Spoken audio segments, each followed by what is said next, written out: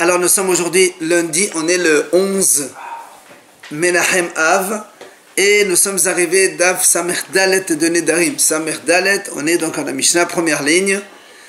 Rabbi Eliezer Omer, Pothin la Adam bichvod avihu emo, v'chachamim osrin. Rabbi Eliezer dit ici dans la Mishnah, alors là on va parler de Hatarat Nedarim, c'est-à-dire comment on fait la Hatarat, donc enlever le vœu, annuler le vœu à quelqu'un, les Chachamim ils le font. Et comme on l'a expliqué, pour enlever, annuler un vœu, il faut qu'il y ait ce qu'on appelle harata, c'est-à-dire regret de la part de celui qui a fait le vœu. Et ensuite, on lui trouve un pétah, ce qu'on appelle une issue. C'est-à-dire, on lui dit si, par exemple, il y a eu une situation qui a fait que, en fonction de ça, tu n'aurais jamais fait ton neder. Il lui dit, c'est vrai que si c'était comme ça, j'aurais jamais fait le neder. C'est comme ça qu'on fait une hata, c'est ce qu'on appelle pétah, donc une issue. Viens Rabbi Eliezer nous dit ici, Pothin la Adam bichvod avihu emo.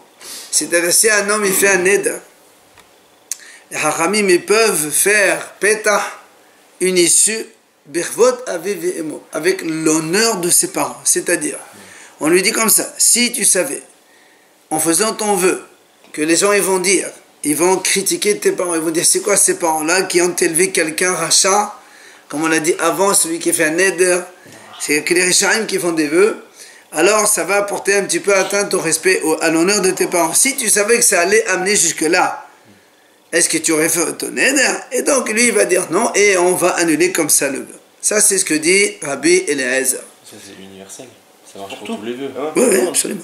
Haramim, Osrin. Haramim ils disent non. Un pétard qui a un rapport avec le... Ah non, non, pétard c'est un pétard. Haramim, Osrin. Haramim ils disent non. Haramim disent on ne peut pas faire un pétah avec donc le kavod des parents, mais il faut d'abord qu'il y ait le regret de la personne. Parce que si on dit à quelqu'un, si tu savais que tes parents allaient subir un mépris comme ça, tu aurais fait ton neder, et alors il peut dire oui, c'est vrai, non, mais en vérité, il ne sait pas ce qu'il pense. Donc ça ne marche pas de cette façon. Voilà ce que dit donc Rabbi Eliezer al-Haramim. Amar Rabbi Sadok. Il vient Rabbi Sadok et il rajoute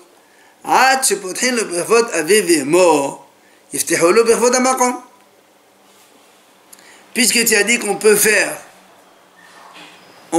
un vœu en faisant une issue, on peut annuler le vœu en faisant une issue, un peu avec l'honneur des parents. On peut aussi le faire avec l'honneur d'Hashem Barach. C'est-à-dire on dit à quelqu'un, si tu savais qu'en faisant ton vœu, tu es appelé rachat et tu es en train de contredire, transgresser la Torah d'Hashem, est-ce que tu aurais fait ça? Eh bien, il va dire la même chose. Donc, Rabbi Sadok, il dit, on peut aussi faire ça. Alors, la Mishnah continue, Imken, en nedarim, c'est-à-dire, si on dit comme ça, alors dans ces cas-là, il n'y a plus de vœu. Parce qu'il va tout annuler. Dans ces cas-là, tous les vœux, ils sont, enfin, il n'y a plus de vœux maintenant. Il fallait moi m'expliquer un peu c'est quoi cette expression, il n'y a plus de vœux. Avec les parents aussi, il y a... C'est ce que je dis. C'est ce que je dis. Si c'est comme ça, on peut prendre, on peut faire pétard comme ça, eh bien dans ces cas-là, donc il n'y a plus de feu. Mais quand même, Moudim Hachamim, le Rabbi Eliezer, tiens, l'Agma nous dit que les Hachamim qui tout à l'heure, ils ont interdit de faire pétard avec les parents, l'honneur des parents, eh bien, dans le cas c'est-à-dire que quand un homme il a fait un vœu envers ses parents, c'est quelqu'un il a fait un vœu, par exemple, il a dit il a interdit à ses parents de manger chez lui, de venir chez lui, enfin quelque chose qui concerne ses parents personnellement. Là, on peut lui faire un pétard avec ses parents. Ça, c'est la première idée de la Mishnah. Deuxième idée, Berodamar Rabbi Eliezer, Pothin benolad. Hachamim osri. Rabbi Eliezer dit là aussi, on peut faire une annulation des vœux en faisant une issue avec nolad.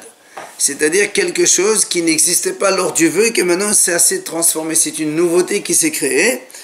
Et donc là, moi, on va donner des exemples. Et donc on peut faire une hatara comme cela. Alors ça, c'est Rabbi Eliezer qui dit ça. Hachamim, eux, ils disent non. Hachamim, ils disent, on ne peut pas faire... Parce que quand un homme il fait un vœu en état de la connaissance d'une certaine situation. Et quand il y aura une nouveauté qui va se créer, quand il a fait son vœu, il ne pensait pas que ça allait arriver. Alors il ne peut pas dire si je savais que ça allait arriver, j'aurais pas fait mon vœu. Puisque c'est nouveau. C'est pour ça que les Haramim, eux, disent non. On ne peut pas faire Petah avec Nolad. Petah, tu le fais avec la situation dans laquelle tu as fait ton vœu, c'est-à-dire en connaissance de toutes les choses qui existaient au moment où tu as fait le vœu. C'est son vœu qui entraîne ça. C'est comme... Moi, des exemples. Ketsad, la Mishnah, pardon. La Mishnah dit Ketsad. Exemple, premier exemple. Amar, Konam Shani Nehna le Ishploni. Vena Asa Sofer. Voilà, monsieur, il a dit, je fais un vœu de ne pas profiter de ce monsieur. Très bien. Il était en colère contre lui. Il dit, voilà, jamais je profite de celui-là. Il fait un vœu. Après, il s'avère que ce monsieur, il est devenu Sofer. C'est-à-dire, soit il écrit des talets de tefilin et donc il a besoin de tefilin. C'est le seul Sofer dans la ville. Soit Rachid dit aussi, ça peut être un enseignant. Donc il a besoin qu'il enseigne la Torah à ses enfants, par exemple. Et donc il a besoin de lui. Alors, c'est là où Rabbi Eliezer dit, si tu savais que cet homme, quand tu as fait ton vœu, allait devenir Sofer et que tu avais besoin de lui et tu aurais fait le vœu, il aurait dit non. Et donc on fait. Haramim disent non, encore une fois. Comment bien qu'il va? Ou bien, ou Shaya Masid Beno, ou bien il a fait un vœu contre quelqu'un, là il était en colère contre lui, puis d'un coup, quelques semaines après, il entend, il va marier son fils. Il va aller au mariage, c'est kavod. Or il a dit, je ne peux pas profiter de lui. Là aussi, c'est un élément nouveau qui va se créer dans le neder. Rabbi Eliezer dit, on peut faire pétard comme ça, les hachamim disent non. C'est ce que dit Agmara, avec Amar. Et le a été... C'est pas avec Amar, il faut dire Omrim lo, c'est ça. Ah, donc lui il répond. Et le a été de Hashona, ça se fait de Shemasid, ben le Bekadov, le a été noder. D'accord, c'est ce qu'on a dit. Il lui répond, si je savais qu'il allait devenir comme ça ou comme ça, hein, j'aurais pas fait mon neder. Et donc Rabbi Eliezer, il dit, ça marche dans ce cas-là. Qu'est-ce qu'ils disent des Chachamim? Ils disent non. Ils disent non. Ils proposent quoi? Qu'est-ce qu'ils proposent alors? Il n'y a pas, c'est pas une issue. Ça. Tu peux pas faire, quand il a fait le neder, il a fait avec un contexte, que ce monsieur il était comme ça, comme ça et comme ça, trouve une issue dans le contexte où tu as fait ton neder. Tu peux pas faire une issue avec quelque chose qui n'existait pas au moment du neder. Ouais, c'est à l'intérêt. Non. C'est ça le pétard. Non, justement, c'est pour toi que tu dis que c'est le pétard. Haramim dit c'est pas un pétard. Le pétard, tu fais, c'est-à-dire au moment où tu as fait le vœu, tu dis je regrette d'avoir fait ce vœu au moment où je l'ai fait parce que je ne pensais pas que c'était comme ça. Mais au moment du vœu, tu ne peux pas venir 6 mois plus tard si je savais qu'il allait devenir. Oui, mais ça c'est un pétard. Le pétard, il doit se trouver dans l'instant où tu as fait ton vœu, avec les caractéristiques et tout le contexte du moment du vœu, pas avec une nouveauté qui se fait. C'est-à-dire quoi, s'il était déjà Sofer par exemple? Ah oui, c'est s'il était déjà Sofer, que lui il ne savait pas. Exactement, non. Il était Sofer, il a dit non, ça, il ne savait pas, ça je ne sais pas. Mais quand il dit, il sait que c'est un Sofer, il dit voilà, je fais un vœu de ne pas profiter de lui, c'est terminé, il ne peut plus faire un. Non, lui il ne sait pas que c'est un Sofer. Il dit je fais un truc que je ne profite plus de lui. Mistama, quand il est déjà Sofer et qu'il a fait un vœu de ne pas profiter de lui, c'est terminé pour lui. C'est quoi un pétard alors pour eux, par exemple? Un exemple de pétard de Chachamim. Ben, toutes sortes de pétards. Je sais pas moi. Pour le Sofer, il dit. Bah, pour le Sofer, on laisse tomber le côté Sofer. Il faut que trouver un pétard au moment même tu veux. Si tu savais que cet homme, je sais pas moi, il est pauvre, parce que lui il a fait un vœu de ne pas profiter de lui, que ça allait amener de la colère, je sais pas, des gens, ou bien. Enfin, tout on va voir les pétarim, c'est quoi une sorte de pétarim. Mais pas Nolad, Haramim disent non. Encore un exemple, qu'on aime les vaïdzé shani nichnas. Quelqu'un il fait un vœu, il dit voilà, j'ai fait un vœu de ne pas entrer dans cette maison.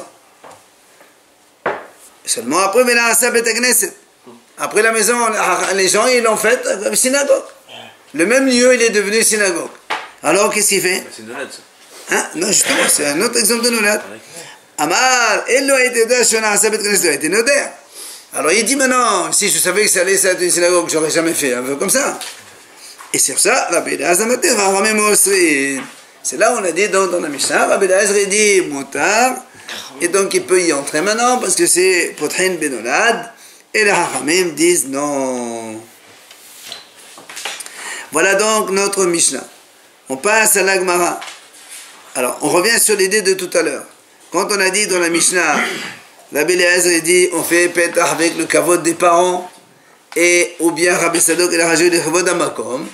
On a dit dans ces cas-là, dans la Mishnah, on a dit comme ça, Imken en nedarim. il n'y a plus de vœux. Alors la Gemara dit, ça veut dire quoi, il n'y a plus de vœux? Maï en nedarim, ça veut dire quoi? Alors on a deux réponses, une de Abaye, une de Rava. Amal Abaye, il dit Abaye, imken en nedarim netadin yafe. Il dit, si tu dis ça, il n'y aura pas une hatara convenable. Pas une bonne hatara. Pourquoi? Parce que les gens, quand tu lui dis à quelqu'un, tu sais, si tu savais que ça allait porter atteinte à l'honneur de tes parents, tu aurais fait le vœu, il va dire, devant les gens, il va dire, oui, j'aurais fait quand même le vœu. Il ne peut pas dire ça. C'est honteux. Alors il va dire non, mais peut-être qu'au fond de lui, il s'en fout. Donc ce n'est pas une vraie hatara. Vous avez compris? Quelqu'un il fait un vœu. Après nous on a dit dans la Mishnah, Rabbi Eliezer dit, on peut lui dire, tu sais, si tu savais que les gens ils vont dire, c'est quoi ces parents-là, ils ont élevé un achat comme ça qui fait des vœux, est-ce que tu aurais fait ton vœu? Lui, en vérité, dans son cœur, il s'en fout. Mais comme aux yeux des Chachamim, il ne va pas dire je m'en fous.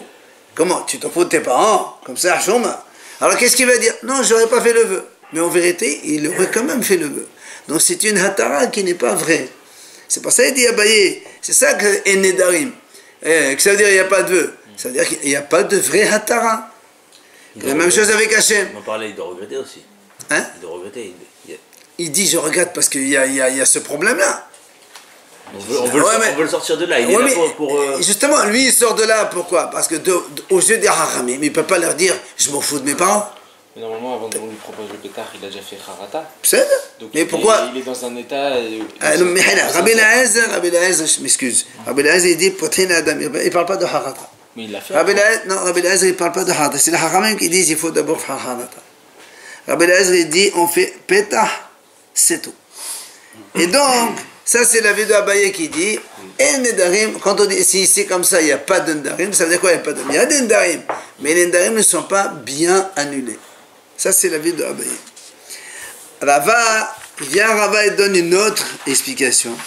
Rava Amar Imken en Nedarim Nish'alin Lehacham. Rava dit si c'est comme ça, si tu dis aux gens qu'il y a une possibilité de faire pétard de cette façon, avec l'honneur des parents ou avec l'honneur d'Hachem, plus personne ne viendrait chez le haram. Et pourquoi il faut trouver une autre issue? Le Chacham. Non, Oui. si on trouve une autre issue, il n'y a pas de problème. Le Chacham, il trouve une autre issue? Non, mais le monsieur, il ne viendrait même pas chez le haram. Et bien il dit, voilà, c'est vrai. Ah oui, c'est vrai, j'ai fait un vœu, je suis un rachat devant Hachem, laisse tomber, allez, c'est bon, je regrette. Eh bien, personne n'irait chez le haram. Donc, et ce qu'il a dit, Enedarim, c'est-à-dire plus personne n'irait chez le haram pour faire une hatara. Ça, c'est donc l'avis de Rava.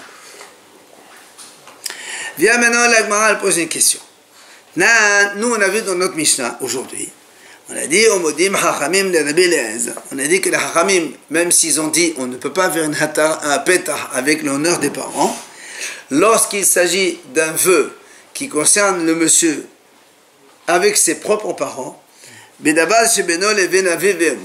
si un homme il fait un vœu de ne pas profiter donc, de ses parents, ou de bien interdire ses parents de profiter de lui, par exemple, on a dit que tous les deux, Hachamim comme Rabbi Eliezer, on peut faire pétah. Même les Hachamim, ils sont d'accord dans ce cas-là. D'accord? Donc, on voit ici que on peut faire pétah avec l'honneur des parents quand il s'agit d'un vœu concernant les parents. Alors, la Gemara dit comme ça. Bishama le Abaye. Alors maintenant, si on prend la raison d'Abaye, qu'est-ce qu'il a dit Abaye? On ne fait pas pétah avec l'honneur des parents parce que sinon le monsieur il ne va pas vraiment regretter. Oui?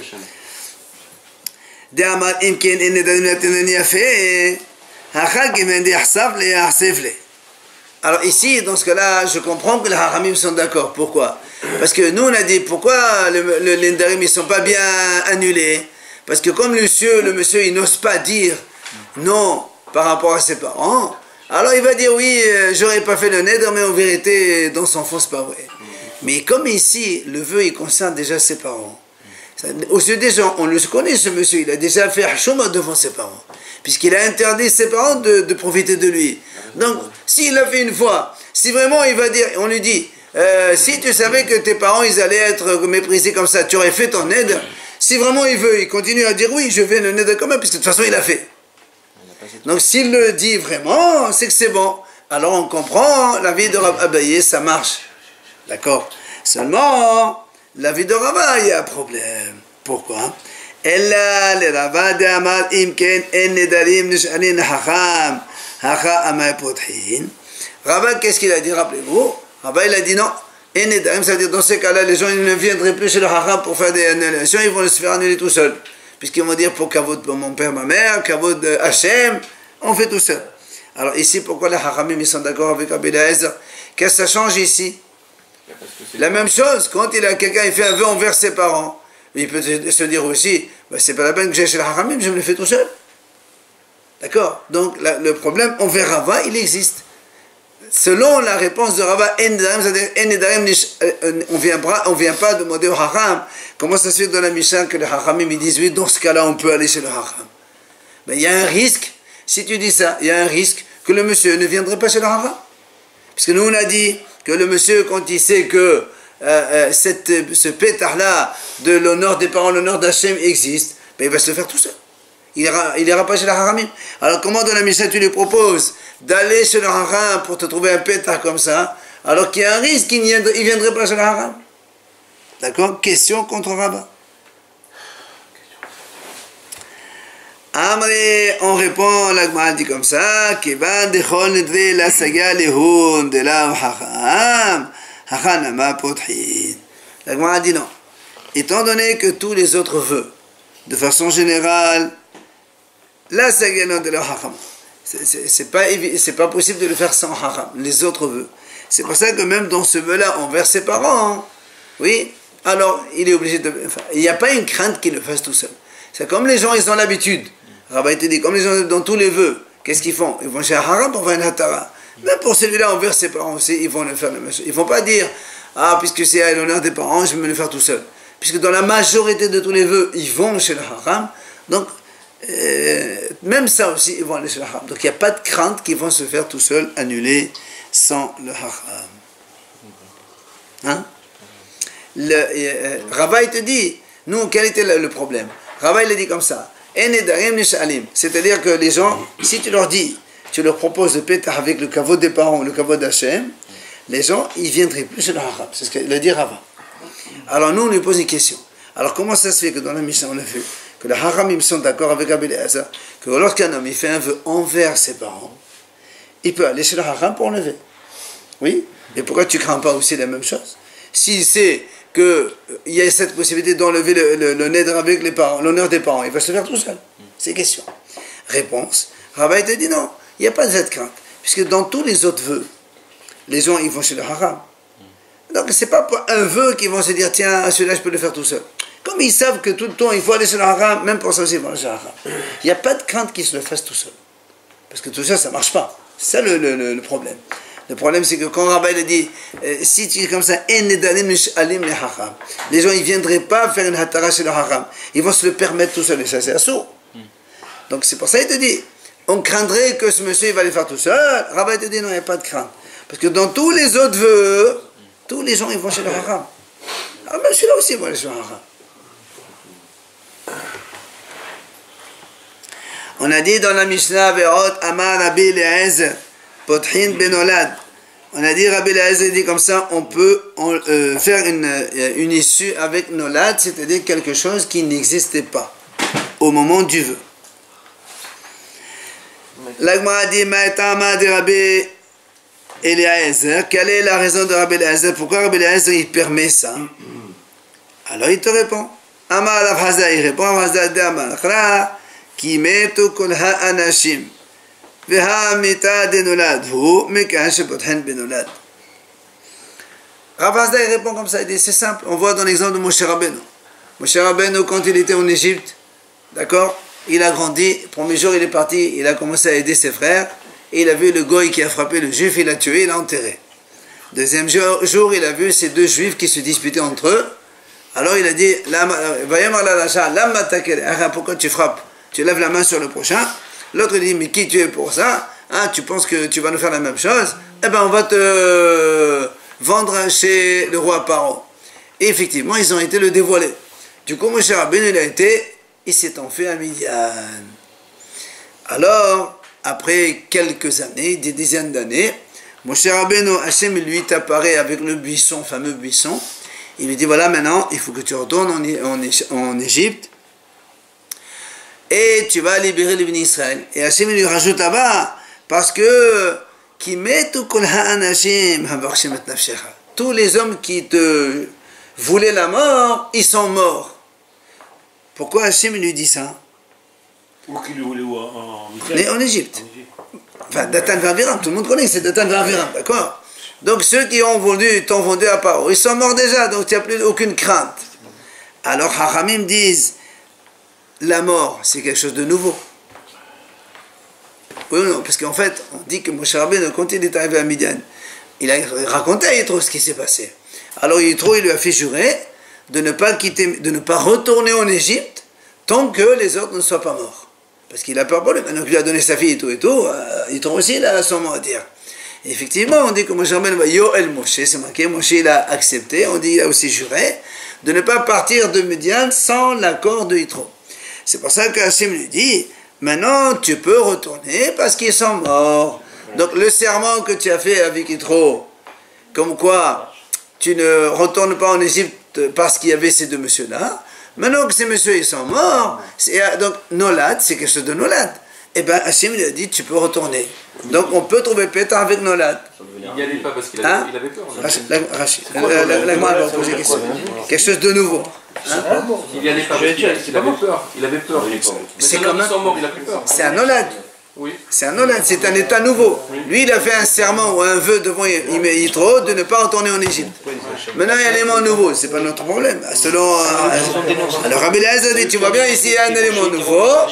Et Hachem lui a fait, il a dit, il n'y a pas de problème, tu peux faire un Tara avec ça. Mais c'est pas Datan et Aviram qui sont morts.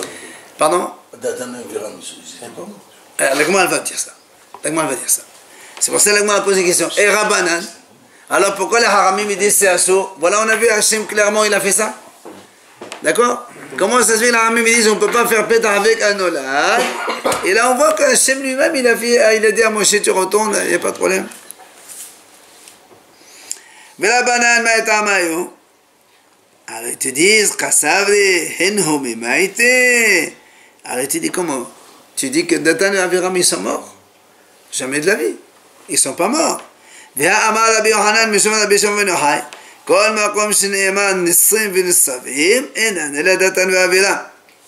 À chaque fois qu'il y a marqué dans la Torah Nissim, à l'époque de Korah, Datan Aviram il dit Nissim comme ça debout effronté. Hachamim dit chaque fois qu'il y a marqué dans la Torah ce mot-là, il s'agit de Datan Aviram. Donc tu vois bien que Datan et Aviram ne sont pas morts, ils étaient à Korah, donc ils sont sortis d'Égypte eux aussi. Ella amar Ishakish, Shiadou Menersen. C'est pas ça que j'ai dit quoi? Yadou Menersen, ils sont devenus pauvres. Alors, ils sont devenus pauvres, c'est pas un Nolad. Eh oui, c'est pas un Nolad. Tout le monde devient pauvre. C'est pas un élément nouveau. Ben, les gens, ils montent, ils descendent comme ça dans le truc. Donc, c'est pour ça que ça s'appelle un pétard sans Nolad. Ça, c'est le Haramim, ils disent. Là, on peut faire un Tara. C'est pour ça qu'Hachem l'a dit à Moshe, maintenant tu peux faire un Tara chez Yitro, parce qu'ils sont devenus pauvres, donc ils sont encore là, ils sont vivants, c'est pas un élément nouveau qu'ils sont morts ou que ce soit. Et alors s'ils sont pauvres, c'est-à-dire qu'ils pourraient retourner en Égypte? Oui, ben, c'est normal, parce qu'un pauvre, il ne peut pas aller chez... Quand ils étaient riches, ils pouvaient aller dans le palais du roi Paro, dans des pauvres comme ça. Pas putain. Nolad, c'est quelque chose qui n'existait pas. Mais peut-être qu'il n'aurait jamais fait le vœu s'il savait qu'ils étaient pauvres, mais lui, quand il a fait le vœu, alors que Datan Aviram, ils étaient, nous, on ne sait pas d'abord comment ils étaient. Bah, et puis c'était des humains. Ils sont là. Qui t'a dit qu'ils étaient riches? Pas évident. Ah, mais ils l'ont dénoncé quand même. Ils étaient dans Hein? le état. Même si c'était pas ceux qui l'ont dénoncé. Non, ils étaient Non, riches. au début, ils n'étaient pas pauvres. Quand il y a eu cet événement, ils sont allés le dénoncer, je ne sais pas, mais ils étaient encore, on va dire, normal. Ils avaient accès au palais du roi Paro. Maintenant, quand ils sont devenus pauvres, qui vont les garder? On ne m'a pas les laisser entrer là-bas. C'est quand même eux qui l'ont dénoncé, non? Non. Quand ils l'ont dénoncé, ils n'étaient pas pauvres encore. C'est maintenant qu'ils sont devenus pauvres. Hachem a dit à Moshe Rabbeinu, tu sais, ces deux messieurs-là, ils sont devenus pauvres, ils ne peuvent plus rentrer chez le roi Paro. C'est fini maintenant, tu peux retourner. D'accord? Alors, et comme on a parlé de pauvres, Amar Rabbi Yoshua ben Levi, כל אדם שאין לו בנים חשוב כמת. שנאמר, הבה לי בנים ואם אין מתה אנוכי. Bien Rabbi Yoshua ben Levi nous dit, comme tout homme qui n'a pas d'enfant, il est considéré comme mort. comme a dit Rachel à Yaakov, Havali banim, donne-moi des enfants, sinon, meta anochi, je suis morte. Et alors du coup, ils ont fait comment la Tara? Voilà. Sans pétard? Non, si. Hachem, il a dit à Moshe, tu peux aller faire une hatara chez Yitro, mais c'est pas Nolad. C'est quoi alors? Rien, voilà. Toi, tu avais peur de eux, mais non, t'inquiète, ils ne peuvent plus rien te faire. Un vrai pétard, c'est pas Nolad.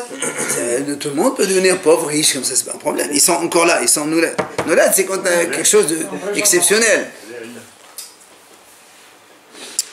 Vétania et la Brata enseigne aussi. Al-Ba'a Hashuvin Kemet. Il y a 4 que l'on considère comme morts. Ani Umtsora Vesome Umishin Lobanim. Le pauvre, le lépreux, un non-voyant et celui qui n'a pas d'enfant. Et la Gemara nous ramène ici évidemment des références à tout cela. Ani comme on vient de le voir maintenant, Hachem l'a dit à Moshe, ils sont morts d'Atan Vaviam, alors que nous on vient de voir qu'ils ne sont pas morts puisqu'ils sont sortis d'Égypte aussi. Et donc on a répondu avec Rishakish comme quoi ils sont devenus pauvres, et donc Hachem les a considérés comme morts. Donc un pauvre il est comme un mort. Le deuxième, Metzora, lorsque Myriam et Aaron ils ont parlé donc sur Moshe comme quoi il a quitté sa femme et tout cela, et Moshe n'a pas répondu. On a vu dans la Torah que Myriam elle est devenue lépreuse. Aaron du coup il s'est retourné vers Moshe et lui dit regarde, ne fais pas en sorte que notre sœur elle soit comme morte. Donc tu vois bien qu'elle elle était lépreuse, elle n'était pas morte. Il a considéré comme morte Myriam. Anatehi kamet. Non, mais c'est la façon de parler.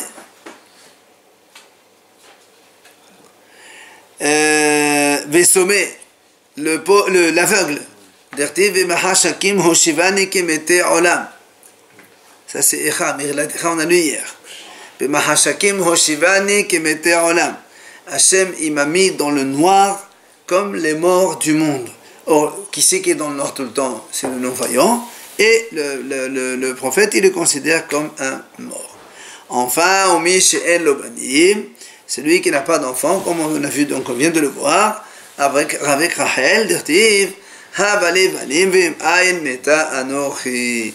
Donc voilà les 4 que on considère comme morts. Tania, la Breta l'enseigne. Hamudad Hana'a Mehavero En Matirin Lo Ella Befanav. Lorsqu'un homme il fait un vœu devant, vis-à-vis de quelqu'un, eh bien, on ne peut pas lui faire une hatara que devant lui. Maintenant, d'où on sait cela, d'où on apprend cela? Eh bien, de Moshe Rabbeinu justement. Amar Rav Nachman, d'Irtiv, Vayomer Adonai el Moshe b'Midian, lech shuv Misraim ki metu kol ha'anashim. Amar lo, b'Midian nadata lech vehaten nedrecha b'Midian. Il dit donc, Hachem il a dit à Moshe, comme on l'a dit tout à l'heure, quand il était à Midian, retourne en Égypte, car ils sont morts tous les hommes, comme on vient de le dire maintenant, ils sont devenus pauvres. On m'a dit, pourquoi Hachem il a marqué, dans la Torah, il dit, Vayam Hachem Moshe b'Midian. Pourquoi Hachem il insiste b'Midian? Amalo, parce que Hachem il a dit à Moshe, b'Midian nadarta, c'est à Midian que tu as fait le vœu, avec Yitro. Alors, l'er vehaten decha b'Midian, tu es obligé de faire une hatara devant Yitro. D'Irtiv, Bayo el Moshe, en ala ella shevoa. Et comme on a dit, donc c'est marqué Bayo el Moshe la shevet ha'ish. Moshe Rabbeinu il a accepté de rester avec l'homme, c'est-à-dire Yitro, quand il est arrivé là-bas. Et Chachamim disent Bayo el, c'est en fait il a juré, d'accord? Et donc comme Moshe Rabbeinu il a juré à Yitro, donc Hachem ne peut pas lui faire une hatara que devant Yitro. C'est pour ça qu'il lui a dit retourne chez Yitro et tu feras là-bas hatarat nedarim. C'est trop ou Hachem qui lui a fait?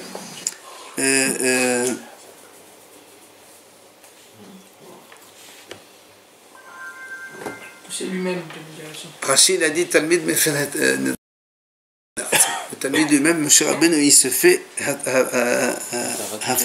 tout seul. D'accord? Et donc, on voit là que Vayoel Melachon Allah, donc c'est comme un serment, c'est comme un neder, et donc on ne peut le faire annuler que lorsqu'on est à côté donc, de celui chez qui on a fait le vœu. Donc on arrête là parce que sinon après on a toute l'histoire jusqu'à la